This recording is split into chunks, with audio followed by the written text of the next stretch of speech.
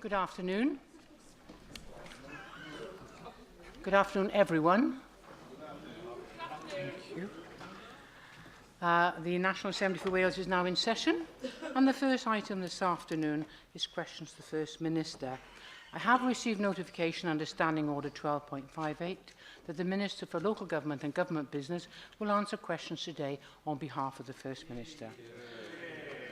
And the first question is from Byron Davis. Minister, good afternoon. Could you outline your policies for growing the Welsh economy, please? Thank you. Our policies are outlined in the programme for government and incorporate our priorities, which are supporting business, sustainable jobs and strengthening our infrastructure. The labour market statistics show the Welsh economy is maintaining its positive momentum and making a strong contribution to the performance of the UK economy. Thank you very much indeed for that answer, Minister. I've made a point since being elected of visiting sites of important heritage and tourist value across Wales to see what more can be done to market and support them in turn grow our Welsh economy. A particular note is our heritage railways here in Wales, and the confidence, energy and drive within the companies and trusts who run our heritage railways is unparalleled from my experience. Last week I travelled on the footplate of locomotive Hugh Napier on the Cyflwynir line to Bwlch with the operating manager Paul Newin, and you'd be hard pushed to find a more idyllic and truly wonderful railway. Can you outline what measures specifically the government is taking to market these railways in the world? They are of international significance, both in terms of heritage and beauty, and exist both in the north and south of Wales. Thank you. I too have travelled on that railway line, and you're quite right. It's one of the most beautiful parts of North Wales. I know the Minister for Economy, Science and Transport does a great deal of work in relation to the tourism strategy, etc. And obviously, heritage railways play a huge part in that. Alan Fred Jones.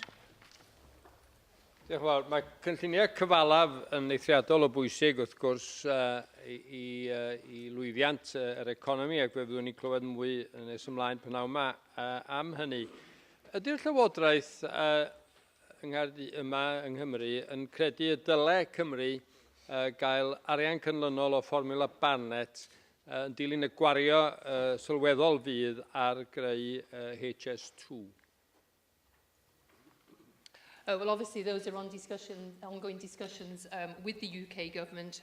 I'm aware of the work that the UK government is doing in relation to HS2 in my role as chair of the North Wales Ministerial Task and Finish Group on Transport. I've also had discussions in relation to HS2, and I'm sure the Minister for Finance is having those ongoing discussions. Anne Jones. Thank you, Presiding Officer. Minister, it's overwhelmingly clear that it's this Welsh Government's economic policies that's hitting the right notes with people in Wales. The pioneer and successful Jobs Growth Wales scheme has demonstrated how in tune the Labour government here in Wales is with dealing with youth unemployment, unlike the coalition government whose first act was to stop the Jobs Fund, Future Jobs Fund, and placed many people, young people, back onto the dole queue. So we now know there's some 13,000 young people are now out of their homes, back into work, no longer in the dole queue, and are now playing a very active role in their society. Minister, with all the success that the programme's generated in driving up youth employment, can we all agree that this youth employment does play a major role and a major part in Wales' economic recovery? Yes, I'm sure we do all agree that Jobs Growth Wales, which has been a huge success, is helping Wales continue to outperform other parts of the UK in relation to both employment and the economy. And certainly, unlike the UK government, we don't want to have a lost generation amongst our young people. Elena Parrott. Minister, enterprise zones are obviously a key policy in this area, and an objective of the Cardiff Enterprise Zone since its beginning was to create more Grade A office space in the city centre. However, over the weekend, the Chief Executive of Right Acres has suggested that there'll soon be an oversupply of Grade A office space in Cardiff when all the planned developments are complete. Will the Welsh Government continue to prioritise these office developments, or will there be a change in focus towards more manufacturing premises, given the amount of industrial land that is still available in the area? Well, that is something that the Minister for Economy, Science and Transport will closely monitor, and I'm sure she will update members in due course. Question 2, Jenny Rathbone. What is the Welsh Government doing to improve the scrutiny of publicly funded services? Thank you. We encourage the openness and transparency which are essential to effective scrutiny. For local government, the 2011 measure makes specific provision for the development of effective scrutiny which offers robust challenge and drives improvement in public service performance. The Welsh Government has invested £660,000 over 3 years to support this. Excellent. There's a lobby group called the Dignified Revolution, which has got a lot of nurses involved in it, and they're specifically aiming to improve the services for older people. Now, they've been going round boards, health boards, to look at the way they work, and their latest report was related to trusted to care, and they wrote, boards do not appear to be fit for purpose with regard to scrutiny and governance. Some board members appear to put local and personal perspectives before corporate responsibility. The skills of the chairs also appear to vary widely. I also recall that Trusted to Care raised some considerable concerns about the capacity and competency of CHCs in doing what they're supposed to be doing in monitoring services. And I just wondered how we're going to strengthen both boards and CHCs in ensuring that they are inspecting those public services that it's very difficult for the general public to look at. Thank you. I am aware the Minister for Health and Social Services has seen the report. Obviously, it's the responsibility for the quality and safety of services must rest with health boards and trusts. Safe Care, Compassionate Care sets out the national governance framework to enable high-quality care in Wales, and it clearly describes roles and responsibility and what needs to be in place to ensure good, safe care. But I would imagine the Minister is monitoring the report and the situation carefully. Mark Isherwood. Thank you. Each time local authority departments have been placed in special measures, Welsh Ministers and the Wales Audit Office have highlighted weaknesses in scrutiny by members of those officers, but in parallel the outgoing Ombudsman highlighted concern of instances where officers had referred elected members to him for overly zealous scrutiny.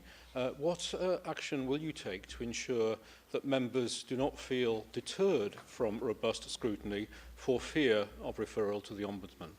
I think that is an issue that has been raised with some councillors, but obviously scrutiny is an area where the Commission on Public Service Governance and Delivery sort of recognises that scrutiny is so critically important to improving delivery of public services in Wales. So it is an area where I do have ongoing discussions with the Auditor General, but it's really important that we improve our scrutiny. Simon Thomas. Thank you, Presiding Officer. How can we improve our scrutiny here in this Assembly, Minister? To give an example, twice the Minister for Education has told me that the pupil deprivation grant is additional money on top of the already promised 1% increase in schools funding. He did this on the 23rd of November and the 4th of December last year. It's now been confirmed by Welsh Government email and letter that the pupil deprivation grant is actually being used to meet the 1% commitment. Minister, is this a sign of a government negotiating a budget deal in good faith? And has the Minister for Education misled the Assembly? Not at all. I don't think the Minister for Education and Skills has misled the Assembly. I think we've been completely transparent on the matter. And the important fact is we have increased spending on Welsh schools by more than 1%, above overall changes to the block grant since our commitment in 2011-12. We're very proud of this achievement, and I think we should be celebrating the fact. Aled Roberts. Diolch Llywydd. Sut all y cyhoedd graffu ar waith consortia rhanbarthol? Mae rhanbarth y gogledd yn rhoi cofnodion I gyd ar y we, ond o ran yr consortia neu Cymru, does na'm gwybodaeth ar gael heblaw am un o'r consortia sydd yn rhoi cofnodion ar safle we Rhondda Cynon Taf, ond ddim ar y cynghori eraill. Felly, sut yn union mae y cyhoedd gallu craffu ar waith y consortia rhanbarthol yma? Well, I would imagine that the Minister for Education and Skills would expect all of the consortia to put their minutes on their websites and online so the public can scrutinise them. We now move to questions from the party leaders, and first this afternoon, questions from the Leader of Welsh Liberal Democrats, Kirsty Williams. Thank you, Presiding Officer. Minister, I'm sure that we were all shocked over the weekend to see videos of young men from Cardiff in what appeared to be a jihadist recruiting video in Syria. We have a proud record as a nation as being a tolerant and open society that has long embraced other cultures and faiths. What steps are the Welsh Government taking to tackle extremism and radicalisation in Wales? Yes, thank you. I'm sure we were all shocked, and certainly as parents, I think we probably really felt for the father of the children who was speaking. Obviously, policing and issues of national security and counter-terrorism remain the responsibility of the UK Government, but the Welsh Government prioritise the safety of our citizens. First Minister chairs the Resilience Forum here in Wales. I have responsibility for it in my portfolio, and we work very closely with the UK Government to make sure we have a multi-agency strategy in tackling radicalisation, extremism in Wales. But I have to say that obviously other cities throughout the UK have this problem. I don't think Cardiff is a hotbed for this. Thank you, Minister. Cabinet minutes from 2013 and 2014 show that both you and the Wales Extremism and Counter-Terrorism Unit recognise that Wales is not immune from the threats posed by extremism and radicalisation. And in addition, the Wales Contest Board recognised 2 years ago that there were particular issues relating to increases in incidences of radicalisation here in Cardiff.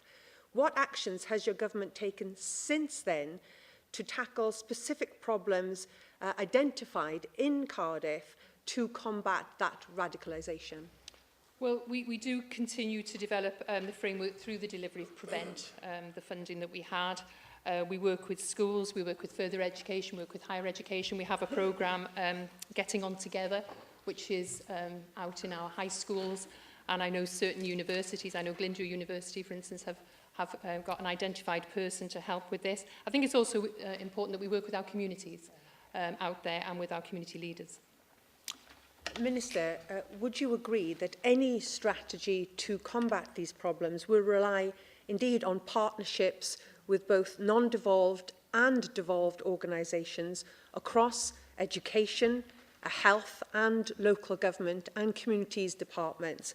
And would you commit today to developing a specific Welsh anti-extremism strategy to ensure that Wales remains what we are, the tolerant and open society that we are all so proud of? You're absolutely right. It is a matter for devolved and non-devolved services. I think effective partnership working is absolutely crucial in tackling these issues. I think it's imperative we listen to our communities. We need to build stronger resilience when incidents and tensions mount. I think the approach helps combat radicalisation, particularly with Muslim communities, and really important that we're out there working with the leaders of these communities, which is something we do. And it's important that we quell any adverse community reaction to the current situation. We now move to Leader of the Opposition, Andrew Archie-Davies. Thank you, Presiding Officer. Leader of the House, when the First Minister responded to questions on the Williams Commission report in January, he said, "I want to be in a position by Easter when, in terms of my own party, we have a firm position." In February, he then went on to say, "There will be a government position announced in March." In May, he said, "We will form a view as a government by the end of next month." Your party now has announced that it's going on a 3-month consultation. No one seems to know what the government's position is. As temporary First Minister today and also Minister for Local Government, can you tell us what the government position is about local government reorganisation? The First Minister will be making a statement in this chamber before the summer recess of the Welsh Government's response to the Commission's report. I am very disappointed with that answer. I mean, I know you're standing in for the First Minister today. You are standing in for the First Minister today, but you're also the Minister for Local Government. You were at the WLGA conference last week. You would have heard the representations made to you at that conference, and a more substantive answer, I think, was deserving, given the quotes that we've heard to date of pushing this into the long grass time and time again by the First Minister. One thing you can commit to, though, here today, Minister, is when the Health Service was reorganised in 2009, there was, I think by most people's assessment, a very generous redundancy package and terms of employment package put in place for executives who found that they no longer had jobs to fill. That entailed 10 years of protected pay and conditions.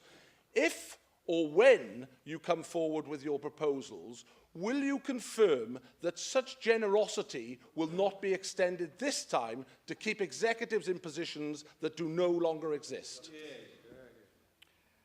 I'm sorry you're disappointed with my answer. That is a factual answer that the Welsh Government will be responding, which is what you asked me before the summer recess.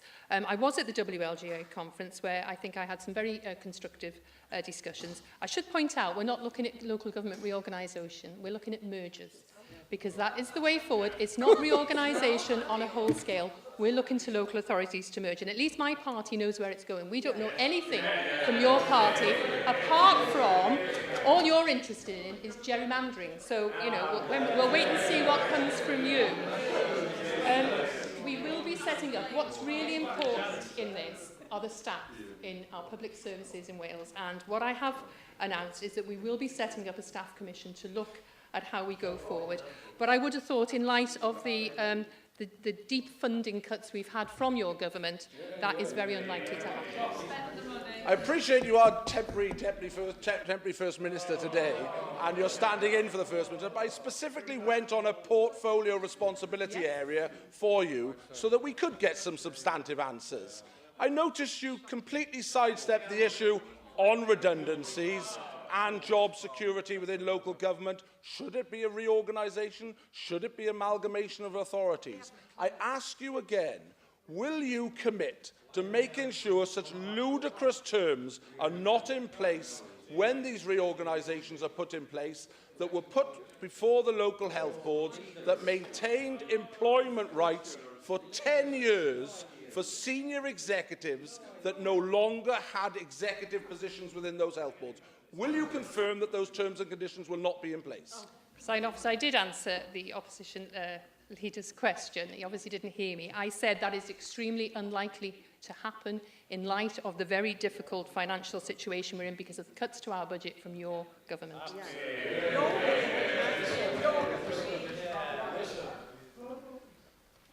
The Business Minister doesn't need any assistance from anybody to answer the questions. We now move to Leader of Plaid Cymru, Liam Wood. Diolch, Llywydd.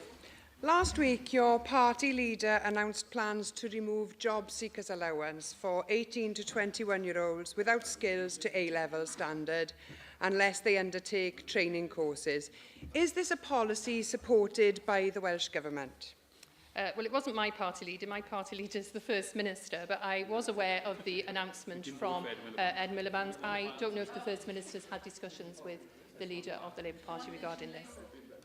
Well, I'm surprised that you're at least reluctant to declare your public support for this policy. But, Minister, there could be very real implications for the Welsh Government. I wonder if you can tell us what assessment has been made by the Welsh Government of any potential impact of proposals like this. For example, would it affect the number of college or apprenticeship places needed? And what strain is it likely to put on local government resources? I haven't undertaken that piece of work as of now, but I would think it would be something we could do looking at, currently the Minister for Communities and Tackling Poverty is undergoing a piece of work looking at welfare reform cuts and how we can mitigate it. And obviously as a Welsh Government we're bringing through many interventions to mitigate these welfare reforms. Well, Minister, I'm surprised to hear that despite the prospect of a serious financial loss to young people and to the wider Welsh economy, that the Welsh Government has not undertaken an impact assessment on this. As there have been no preparations by the Welsh Government to date, perhaps you can answer this question. Why is it fair to Labour to single out 18 to 21-year-olds with threats of losing their income, but not any other age group lacking in certain skills? Well, as a government, I would rather talk about what we're doing as a government, and you'll be aware of the many interventions we're doing as a government. If job seekers allowance is not a matter for this Welsh Government, what we're doing is... Carry on, Minister. Thank you, Presiding Officer. What we're doing is bringing forward interventions to mitigate welfare reform cuts. I could read you a very long list, and I will. Council tax reduction scheme, revenue support grant, Jobs Growth Wales, traineeships, apprenticeships, credit unions, communities first, families first. We're doing a huge amount as a government here in Wales to assist those people who are really suffering because of the UK government's welfare reform cuts. We now move back to questions on the paper, and question 3 is William Powell. Diolch, Llywydd. Will the Minister please make a statement on the management of the NHS estate in Mid and West Wales? Thank you. I can confirm that Hywel Dda University Health Board and Powys Teaching Health Board are responsible for the management of the National Health Service estate in the Mid and West Wales counties of Powys, Ceredigion, Carmarthenshire and Pembrokeshire. I have to thank you, Leader of the House, for that response. Powys Teaching Local Health Board is currently making use of a £21,000 grant that's been awarded to them by the Ministry of Defence Community Covenant to fund the development of a pathway and therapy garden on the Bronfleece Hospital site. This will be open to all patients, but will focus particularly on the benefits that will accrue to the health of veterans through a range of therapies available there. Given this positive example of harnessing the NHS asset to the benefit both of public health and biodiversity locally, will you outline, please, any plans that the Welsh Government has to encourage this practice across Wales? Well, it's certainly very welcome news, and particularly in Armed Forces Week, to hear of this development. Obviously, last week, the Minister for Health and Social Services announced additional funding for for therapies. So I'm sure the Minister can have a look at probably best practice from the hospital you name as we go forward. Rebecca Evans. Thank you. Reconfiguration of services in Mid and West Wales will require investment on the Glangwili site. What discussions is the Welsh Government having with the health boards to ensure that any necessary work is undertaken in good time and ahead of any service change? Yeah, that's a really important point that you raised, and I know officials receive regular updates from the health board and are very encouraged that the progress being made with the development of new service models. I understand planning is in hand, including to address all of the provisos in relation to the safety net arrangements for neonatal services, with the new midwife-led unit formally opening in August, for instance. Welsh Government officials are also in discussions with Hywel Dda University Health Board to review its proposed programme of investment for the estate, including Glangwili General Hospital, because I think it's really important that capital developments and investments are linked to identified service change. Paul Davis. Diolch, Llywydd. Minister, on that very issue, I understand that refurbishment work on the midwifery-led unit at Withybush Hospital is currently taking place, which means, of course, that maternity services are already being downgraded by your government. However, the worrying thing, Minister, is that I've been informed of recent circumstances where several mothers have been transferred from Glangwili Hospital to Withybush Hospital for induction of labour, as they were oversubscribed at Glangwili Hospital. Does the Minister agree with me that if Glangwili Hospital can't currently cope with the mothers it already has, then surely things will only become more difficult when Withybush Hospital becomes a midwifery-led unit?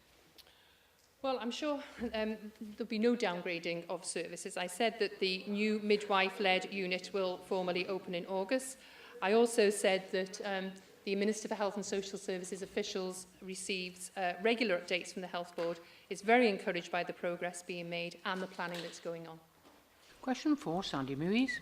Thank you, Presiding Officer. Minister, will you make a statement on how the Welsh Government is trying to discourage smoking, particularly amongst younger people? Thank you. Our Tobacco Control Action Plan includes a number of measures we are already taking to discourage smoking. These include the Assist programme in secondary schools, our Healthy Schools work, a Smoke-Free Playgrounds campaign, and the National Smoking Cessation programme. Our Public Health White Paper sets out our future plans. Public Health Wales last week published a report which revealed the extent of smoking among young girls in areas of North Wales.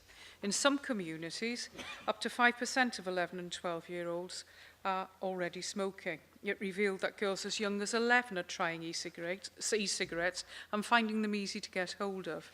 Yes, there are programmes in place to discourage smoking amongst young people, but the report suggests that more targeted awareness is needed, using things like social media. Minister, how is the Welsh Government working with partners to further educate young people and their parents about the dangers of smoking and to raise awareness of stop smoking services? Thank you. I mentioned our Tobacco Control Action Plan, and that work is being taken forward with Public Health Wales, but with partners such as ASH. We are continuing to roll out the Assist programme, which you'll be aware is a peer-led intervention, and it's now in approximately 60 it's going out to 45 to 60 secondary schools every academic year. We've got Stop Smoking Wales, which provides support to young people aged 12 to 17 to help them stop smoking. And again, the sessions are delivered on a one-to-one basis, which I think is very important. You mentioned e-cigarettes and young people being able to access them, and you'll be aware we passed a legislative consent motion in January, which allows regulations to be taken forward relating to the age of sale. Mohammed Ashgar. Presiding Officer, Minister, according to the anti-smoking group ASH, children who live with parents and those who smoke are up to 3 times more likely to become smokers themselves. They estimate that at least 23,000 people in England and Wales start smoking by the age of 15 as a result of exposure to smoking at home. What further action can the Welsh Government take to educate parents about the effect of smoking in front of their children, please? Thank you. Well, one of the initiatives Welsh Government brought forward was the Fresh Start Wales campaign, which was to stop people smoking in cars, particularly where children and young people were also travelling, and you'll be aware it promoted smoke-free cars, and I think it also made parents think twice about doing it, and it was something that I think has been very successful. Lindsay Whittle. Diolch Llywydd. Minister, figures published by Public Health in England recently show that the number of children accessing treatment services for cannabis addiction has actually risen by 50% in the last 7 years. Cannabis, you may know, is a weed that is primarily smoked unless you like it in cake. How are you responding to the use of cannabis smoking amongst young people in Wales, and are you familiar with recent Wales-only trends, please? I'm not familiar with Wales trends, unfortunately, but I will ask the Minister for Health and Social Services to write to the member. Question 5, Darren Miller. Thank you, Presiding Officer. Will the Minister make a statement on Welsh Government support for faith tourism in Wales? Thank you. We fully recognise the importance of faith tourism, and the Minister for Economy, Science and Transport officially launched the Faith Tourism Action Plan on 25th October 2013. A working group has been established to prioritise the action plan and agree a few key actions to be delivered jointly in the short term. This work is moving ahead. Thank you for that answer, Minister. And I'm grateful for the commitment of the Welsh Government to faith tourism, in spite of some recent articles which suggest that there's not the same fondness for faith tourism on some of your backbenchers. Can I just ask you, Minister, to congratulate with me the people who are responsible for the development of the North Wales Pilgrims Way, which of course is a route which traverses the whole of North Wales and has a great opportunity to attract visitors, particularly from overseas, who want to spend a longer period on holiday here in Wales. Can I ask what support you are giving to the marketing opportunities for the North Wales Pilgrims Way, particularly in terms of those people who are overseas, who may want the opportunity to spend longer here and therefore benefit the economy to a greater extent than usual?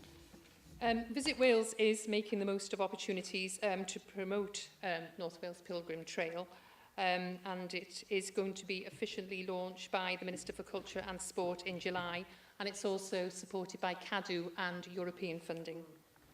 Peter Black.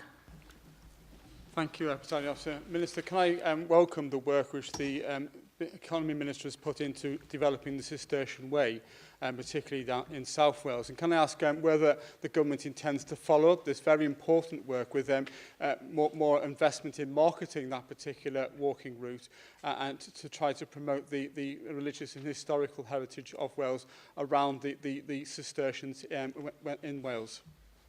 Yes, I understand the Minister for Economy, Science and Transport is looking at that, and as you're aware, the working group has been established to prioritise the action plan, and I'm sure that group will also look into the trail that you mentioned. Question 6, Anne Jones. Thank you. Will the Minister make a statement on how the Welsh Government is promoting internet safety for children? Thank you. Welsh Government has awarded a contract to South West Grid for Learning to deliver e-safety awareness raising activities and provide e-safety tools and resources for teachers, pupils and parents. Safer Internet Day, held on 11th February 2014, was supported by the Welsh Government with organised events in schools and colleges. Thank you for that answer, Minister. Well, a fortnight ago I had the privilege of going to Yscotell Llawn primary school in Rhyl, who have got an e-cadets scheme, and they offered me the patronship of the e-cadets there. Now, why they should offer a Luddite patronship on e-cadets, I don't know. But anyway, I've accepted that. And to do that, I took some challenges along with them about how they do. And what it is a mentoring scheme, which allows people, youngsters, pupils, to be trained in internet safety. So they discuss the issues around cyberbullying. They discuss the issues of how to be safe on the internet so that they don't say, oh, we're off on our holiday to Florida with mum and dad, which leaves the house empty, so people can know all those things. And these were the things that they were telling me that they'd learned from this scheme.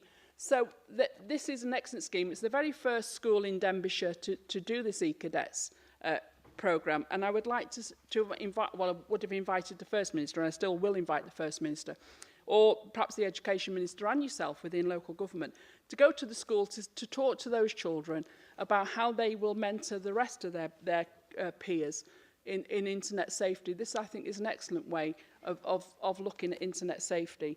And I want to congratulate Yscotell Llawn, who are in for a national award as well. So I hope that they will get that award, which proves that we can do things right in Rhyl.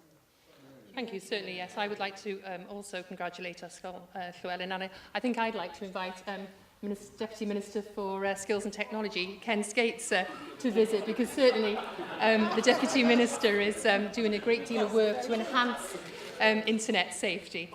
But we do take it very seriously. It is a very important point that you raise, and we have, I think, as a government, developed a very dynamic e-safety zone for the Hub Learning platform, which does provide up-to-date information to children, parents and teachers on developing safe and responsible online behaviours. Susie Davies.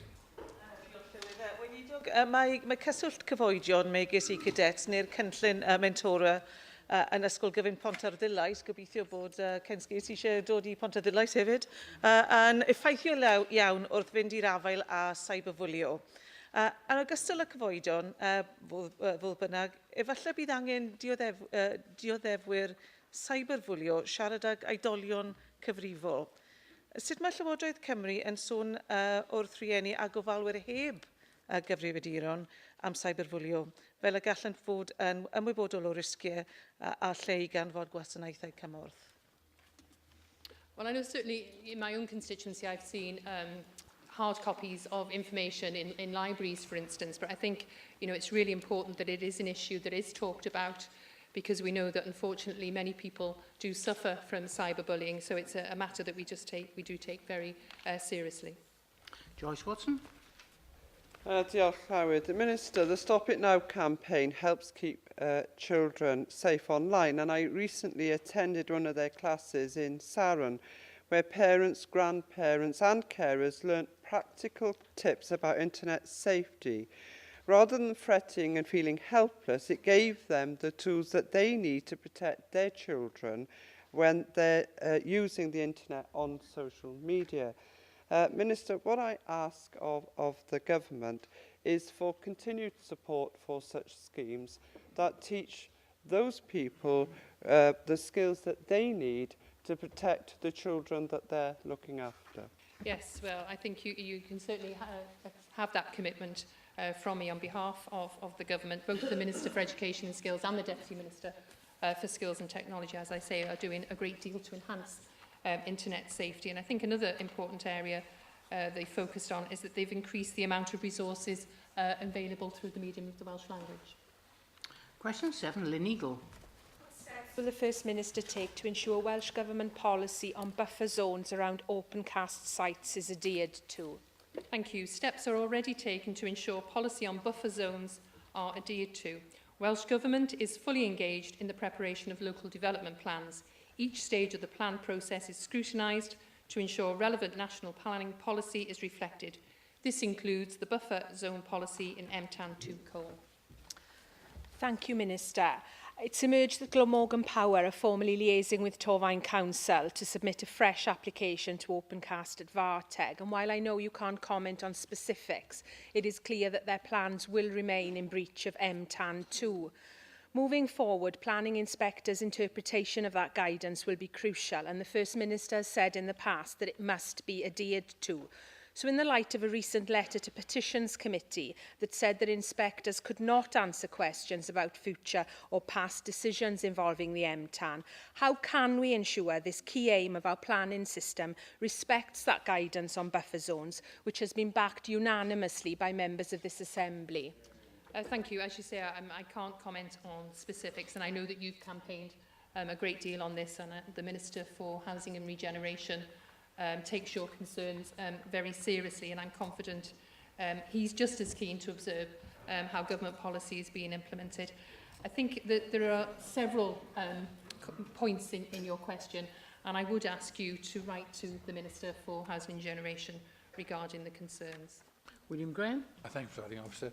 The First Minister kindly replied to me on the same subject, and I quote, "There is no question that the 500-metre buffer zone is contained in planning guidance and must be given appropriate weight with any planning application regarding open-cast mining and mineral extraction. Despite this, applications for developments challenging this guidance are being proposed." Does the Minister not think that stronger direction is needed in this respect? No, I think that the nature of the planning system is that discretion is given to decision makers in order the best and most appropriate solution can be obtained in the right location. I think that's the strength of the system. But the MTAN2 does provide a framework for this to happen. And officials obviously scrutinise the preparation of local development plans for each local authority at each stage to ensure that the relevant national planning policy is reflected. Claire Griffiths. Diolch Llywydd. There is a tendency, of course, when proposals very often for opencast come forward for individuals and communities to oppose, quite rightly, very often. But in doing so, they rarely bring forward a positive alternative. So would you join me in welcoming the exciting proposals put forward by local residents for the establishment of the Farteg Hill History Trail and Nature Reserve at the former site of the Farteg Hill pit as an alternative to opencast development? It's a proposal that would provide a unique experience for tourists. It would safeguard the history and special heritage features of the site. It would protect the local environment and provide an excellent local amenity. Well, it certainly sounds as if it's some good work being done there, and it's very good to see members of the public engaging in such a way. Question 8, Julie Morgan. Thank you, Presiding Officer. What steps is the Welsh Government taking to improve women's health in Wales? Thank you. The Welsh Government remains committed to providing high-quality, safe and sustainable health services for the people of Wales. Together for Health sets out our vision for meeting the specific needs of population groups. For women, these include services such as breast and cervical screening and HPV vaccination. I thank the Minister for that response. I'm sure the Minister is aware that it was Cervical Cancer Screening Awareness Week this month, and although the percentage of women in Wales from all ages who are eligible is 80% who take up this test, for younger women and for women from black and minority ethnic groups it is much lower.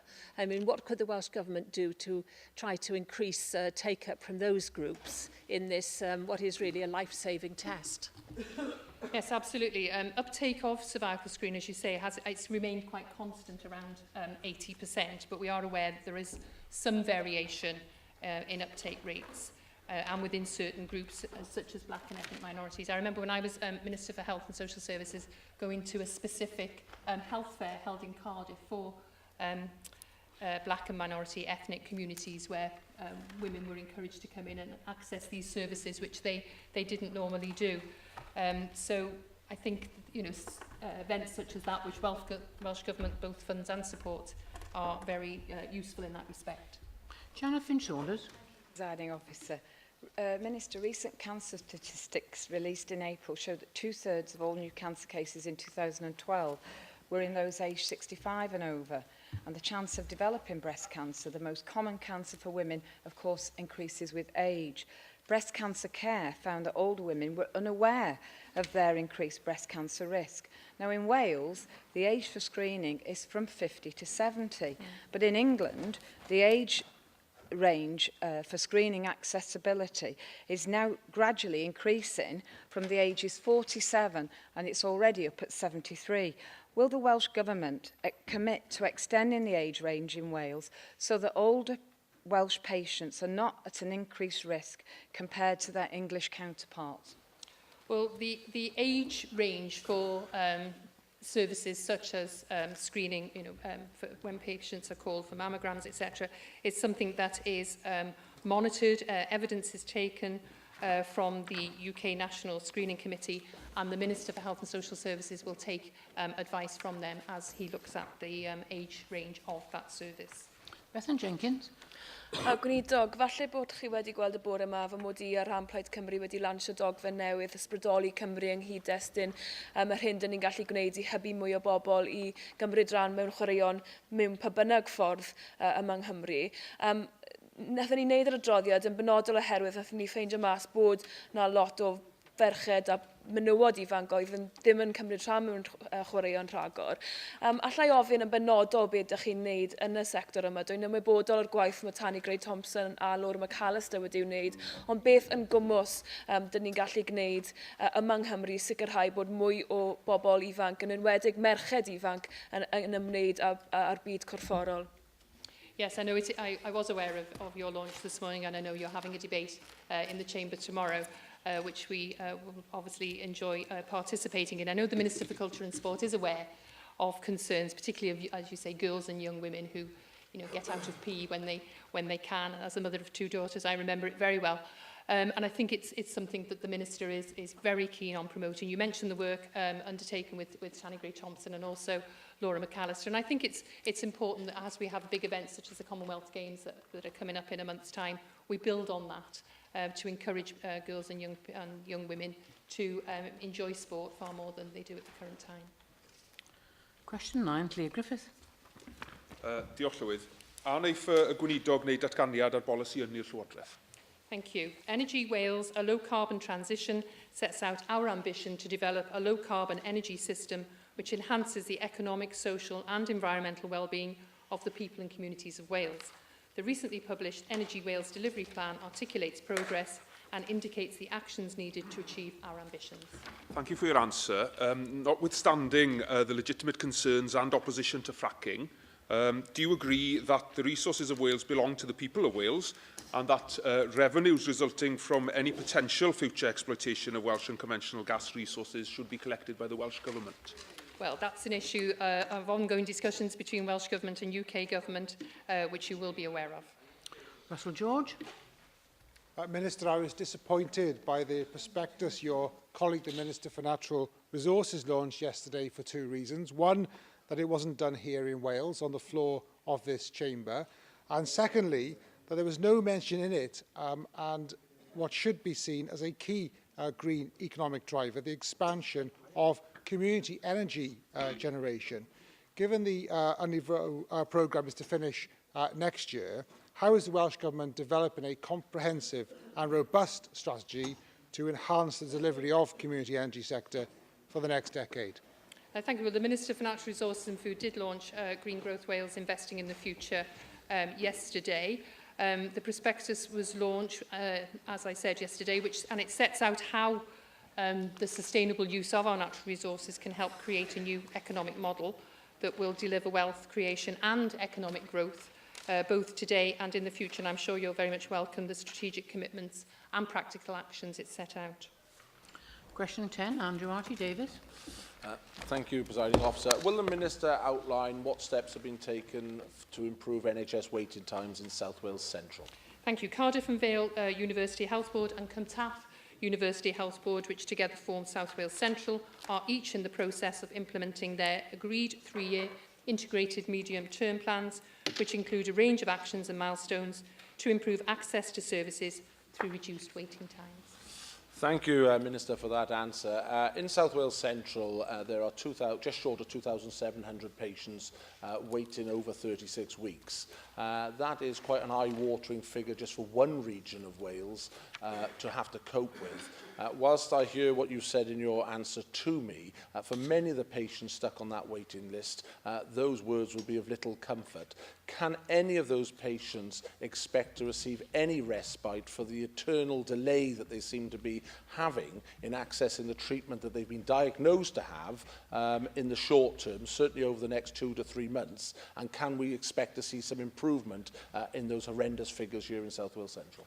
I mean, yes, there is ongoing improvement, and the majority of patients in Wales continue to wait less than 26 weeks, and half of patients are actually waiting less than 10 weeks. It is disappointing to note the number of patients who are waiting over 36 weeks, but NHS Wales continues to work really hard to ensure patients receive treatment in a timely manner and in order of clinical priority, both for planned and urgent care. And we must remember that over the past 15 years since the existence of this place, there has been a huge demand for NHS services, which has steadily risen, and the NHS in Wales is performing better now than it was then. Leanne Wood.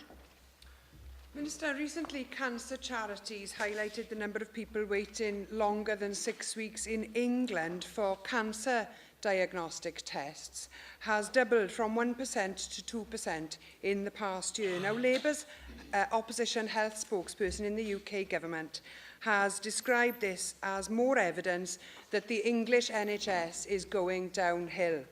How do you think, then, he would describe the performance in Wales over the last 2 years, where those waiting for more than 8 weeks for a test like a cystoscopy has gone from a staggering 35% to an even more staggering 45%?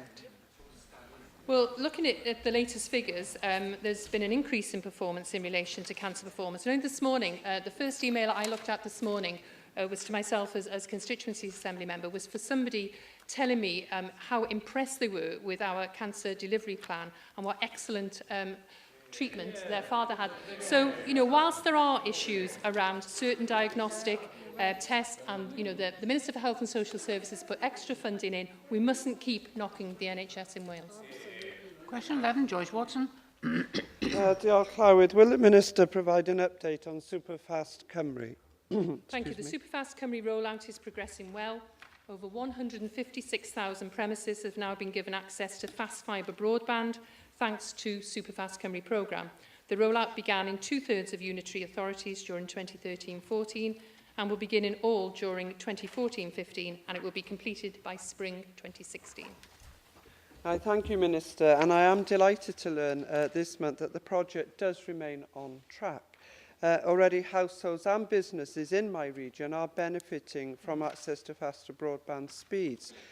At this point of the rollout, is there a working timetable for the remainder of the project that communities can take a look at? Yes, well, I mentioned the dates in my opening answer to you.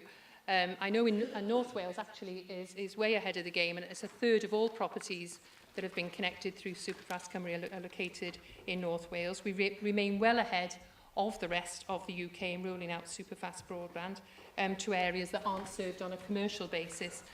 You'll be aware also that we've invested over £18 million in improving broadband in South and West Wales and £14 million in North and Mid Wales over the last 3 years.